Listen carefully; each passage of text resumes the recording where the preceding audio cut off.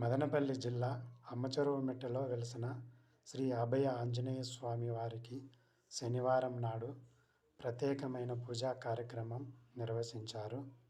జై హనుమాన్. సాధారణంగా ఇప్పుడు చెప్పే విషయము కొంచెం ఆలోచించి వినండి. బొట్టు పెట్టి తాంబూలం ఇచ్చేటప్పుడు తమలపాకు చివర్లు, అరటిపండ్లు చివర్లు ఇచ్చే వారి వైపు కాకుండా వ్యతిరేక దిశలో ఉంచి ఇవ్వాలి.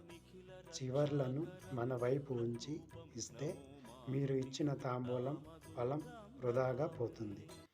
తాంబూలంలో తమలపాకులను 3 కానీ 5 కానీ పెట్టాలి.